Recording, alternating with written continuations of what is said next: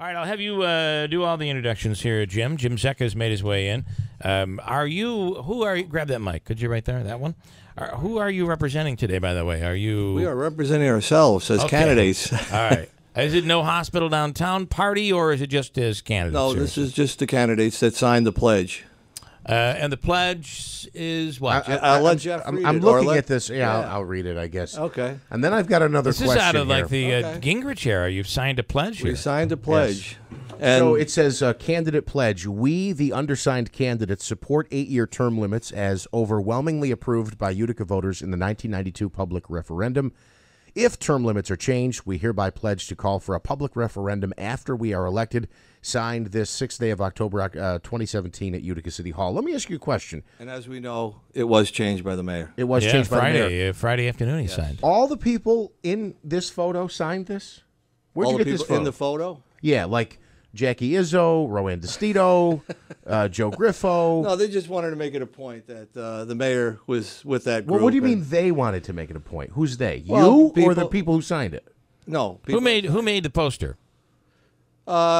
Some of our folks that have been helping us with the campaign. Okay, and I can't read the signatures. Can you tell me who has signed? Because I'm assuming Rowan DeStito, Jackie Izzo. I want to go back to the picture. It says candidate. It's the candidate pledge. It's us. It's the candidates that have signed it, that made that pledge. But I just, when you see that picture, it looks like it would me be it looks them. like It was a little confusing. Griffo, yeah. And I was going to say, boy, they're just putting a toe right in the water of Utica politics, right? But you're saying they didn't. No, Jackie Izzo didn't sign that. Nothing to do with Joe that. Griffo didn't sign that. No. Why would you include them in the picture then? Because of the mayor being part of that the group. mayor was in it? The mayor wants to continue to be part of that group. But apparently, that's why they put that in there. Is your is your group people that have signed? Are you kind of poking fun at these other politicians too here? Do you? What's your thought? Because I see Rowan DeStito on there, Tony Pacini's there. We signed the pledge, and we're sticking to it. Who signed, by the way? I can't read the writing. Well, that's an issue. Notice the similarity with my issue? That's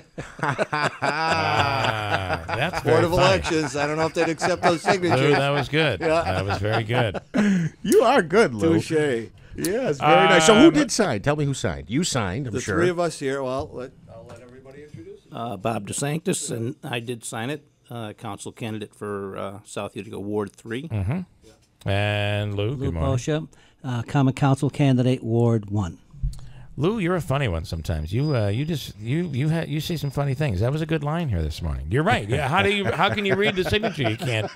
And over years, signatures change. The signatures they have at the Board of Elections, like the signature that I signed when I was 18 years old, is completely different today. Yeah. On mic, if you could. Yeah, you got that was a big question. Do you want to mention all the other candidates, Lou, that signed? Well, we had Michelle Madia signed.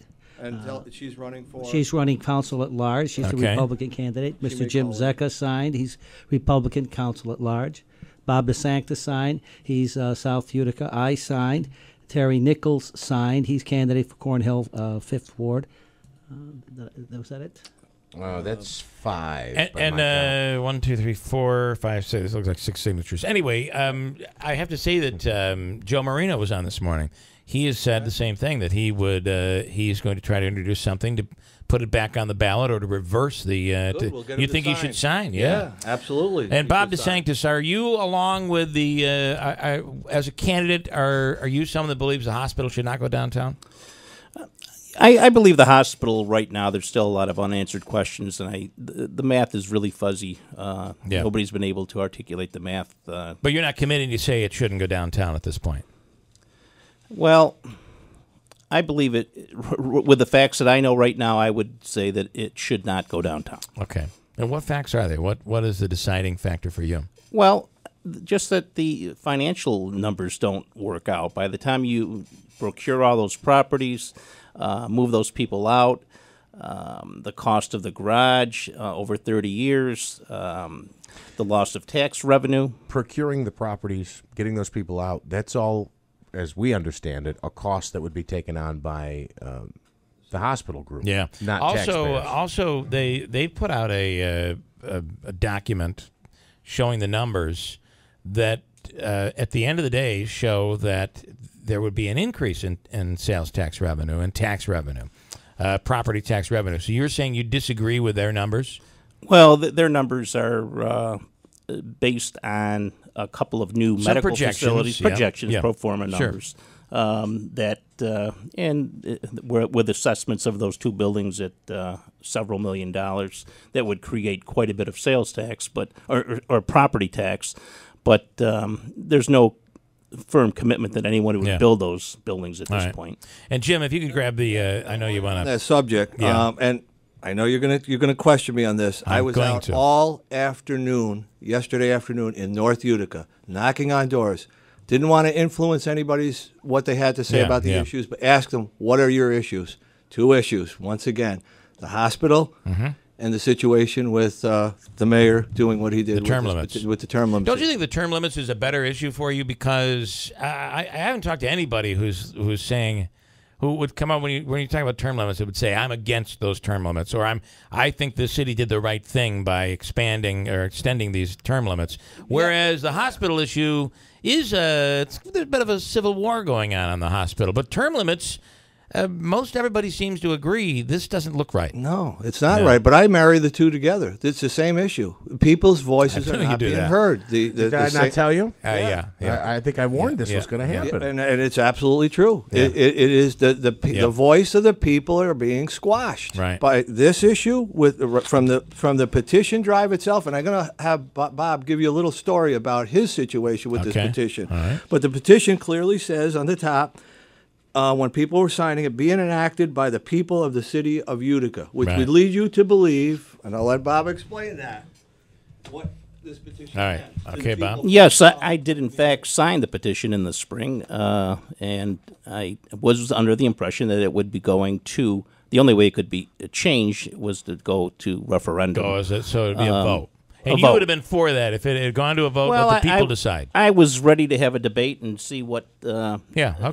A vigorous debate as to why we should change it, and the people in the past had voted to make it 8 years, and we would talk about why they would want to change it to 12. Right. Well, let's be honest. They did have a public hearing, as required. As required by state law. By state law, yeah. They had a public hearing. No, Friday at 11 when nobody could show legal. up. Yeah, it was legal. It was legal, yes. It was legal what they did. We talked, spoke Friday, and I personally... So you were at the public hearing? I spoke at the public hearing, and Joe Marino said the place was packed. Do you agree with that? Well, there were quite a few people there. I mean, it was 11 o'clock on a working day, so that would make it difficult for some people to come. But not everybody comes out publicly even when they have the chance, even if they're well, in a case like this, sometimes people would refrain from coming out publicly for fear that maybe they would not be looked upon in a positive way. Lou Poccia, I want to ask you your take on the optics of this whole thing, the way it went down, how the signatures. You know, you're an expert when it comes to the signatures. How they went out and they were getting signatures. We later found that it was people close to the mayor that was carrying those petitions. And then when it was required to have a public hearing, they did it at a time when normally a public hearing wouldn't be held. What's your take on it? Well, the best way to explain that is to tell you a story. Okay, I love stories. Sunday, I went for my coffee at my favorite coffee place. I won't mention where it was. All right. No free commercials. And as I was enjoying my brew, coffee, not beer. Yeah, I get it. 2 people came up to me and started hollering and screaming at me, complaining about the mayor, complaining about the petitions. They even complained about the hospital. We're going to stay on track with the mayor. Okay. And these people were fit to be tied. They were so upset, they wanted to hang the mayor out to dry. Now, this is the optics. The optics are so bad. Yeah. Okay. I mean, if I were the mayor, I would have at least had public hearings way in advance to avoid this. Right. But it didn't seem that they cared about how this looked. No.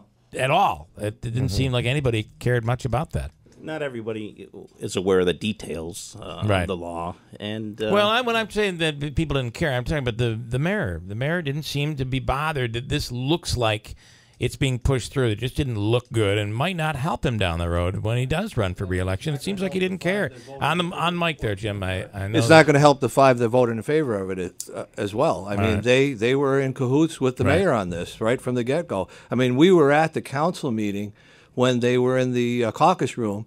Not a word was mentioned in the caucus room before they went out on the floor, and then it was introduced, just like that. I mean, were you there, Jeff, at that Friday caucus meeting? No, this council was the council meeting yes, when you were they correct. passed it on to the mayor. But, it did not come up in the typically, caucus. They go in the caucus room, the 6 o'clock meeting, 6 to 7, before the regular meeting starts. Yeah. They talk about legislation that's going to be introduced on the floor. Not a word. Nothing was said about that legislation. All of a sudden, it popped up. Well, part of that, though, was because they didn't plan to vote on it, right? And it was Joe Marino that moved it forward. I mean, am I right with that? Is that how that went down? So would that have? Why would all they had to do is vote no. And just say understand. I'm not right saying there that they, and then, but they right, didn't. They right. moved it forward for the mayor to, and they knew this was all contrived. I'm sorry, Bill, but from start to finish, from this petition drive to the end. Here? This is Lou Poccia again. Listen, hi, Lou. Nice to meet you, Bill. Nice to meet you. Yeah. The thing is, I believe there's a problem with our common council in general, and that problem is that they feel that they work for the mayor. They have forgotten that they work for the people. All right. Okay, everything the people want, they're supposed to represent. They are the honored men of our and women of our society. They all told us, in fairness, though, we asked almost all of them that we had 4 of the 5, and each one of them did say, there was no special deal, no coercion whatsoever. Maybe the mayor did talk to us and say, I hope you're going to vote in that way. Each of them said, I did it because I felt it was the right thing to do. So I have to take them for their word when they say that. Well, and they had the right to do that. Just like I didn't always agree with the mayor when I was at the council in 2015, but it's that's the business that we're in. Right. You have your opinions. But at the same point, Bill, they extended their own personal term limits as well. Right. So they could have amended that and said, none of this goes into effect. Were you a victim? You were a victim of term limits, weren't you? What's that? Were you a victim of term limits? Yes. Yeah. Yeah. And the term limits work, Right. and it's not permanent. It's not a I didn't lifetime work like too the well. president. You're back. Well, I mean, it's not here like she the is president of the again. United States, Okay. which is a permanent term limit. You can skip. You can come back. You and could run come for another back. position. So you have that option. Yeah. It works. The people voted on it, and it seems to work. It seems to work well. All So right. Candidates Bob DeSanctis, also Lou Poccia, and Jim Zecca running for common council positions in studio here this morning. Dennis is on the line in Utica on term limits. Good morning, Dennis. Good morning, Bill. Thanks for taking my call. What's your take? Gentlemen, I was wondering, are you going to be on the ballot, or do we have the right to win? Are you all on the ballot? I know Lou is, and I think you guys are all on the ballot, right? Yes, my name's Lou Poccia. I'm on the Republican line, the Conservative line, the Reform Party line, and the No Hospital Downtown line. Which he went to court over and District 1, Ward 1. Was victorious. Bob DeSanctis, I am the endorsed Republican candidate for South Utica Ward 3. And Jim Zecca. And I am Jim Zecca, council at large candidate, running on the endorsed Republican Party candidate and Conservative and Reform Party line as well. Right. Does that answer your question, Dennis? Yes, it does. I have one other thank you to you, Bill, for having Frank Gentile on. He's an associate, and he's a wonderful individual. Yeah, good guy. He did well in here. I enjoyed having him on the air. So, all right. Thank you, Dennis. We appreciate it. Good luck out there. Going to be very interesting, gentlemen. Anything you want to add here on Columbus Day? I just wanted to read, Happy Columbus Day. Yeah. Hopefully they don't deface our statue in the city of Utica. Yeah. Some of the protesters that they're claiming are going to be doing, which is ridiculous. But this came from the mayor, I guess. He sent this statement on his position on the local law itself.